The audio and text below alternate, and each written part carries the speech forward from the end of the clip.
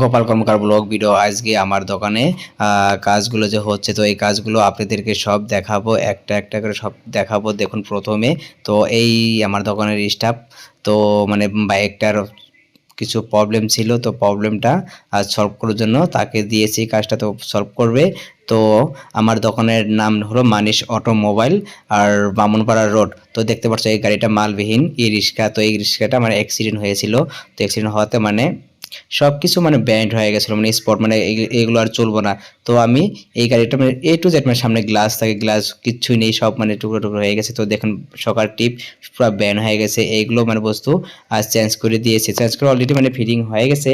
তো এই ভিডিওটা দেখবেন। আর আমার দোকানটা হলো বামনপাড়া রোড, এটা হলো মিটার, মানে মিটারও মানে চেঞ্জ করতে হবে, কেননা অ্যাক্সিডেন্টে সব মানে নষ্ট হয়ে গেছে। তো এখানে ওইটা ফিটিং হবো, তো আমি যে ফিটিং করবো। তো দেখুন এই বাইকটার মানে কিছু প্রবলেম ছিল, তো তার জন্য খুলেছে আমার দোকানের স্টাফ গুলো, তো কাজ করছে দেখতে পাচ্ছেন না। দেখুন আমার দোকানের স্টাফগুলো কাজ করছে। আর এই কাজগুলো যে হচ্ছে মানে এতটা ভালোভাবে আমার দোকানে যে কাজগুলো হয়, তো কাজগুলো যে হয় মানে আর কি বলবো।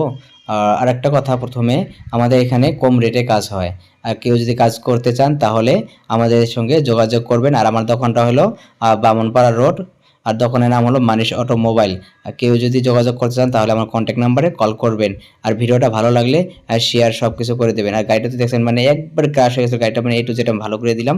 তো দেখুন ভিডিওটা ভালো করে দেখতে থাকবেন, আপনাদের সব পাবেন ভিডিওটা। এটা দেখতে পাচ্ছেন, এটা গ্লাস, গ্লাস তো মানে নেই, সব টুকরো হয়ে গেছে। তো আমি নতুন গ্লাস ফিটিং করেছি, তো মানে সকালবার এখন ওইটাও হেডলাইট ডুম, মানে হেডলাইটটাও মানে সব টুকরো হয়ে গেছে, সব ফিটিং করে আছে। গাড়িটা দেখুন, ভালো করে দেখতে থাকুন। এটা স্কুটি ডিও।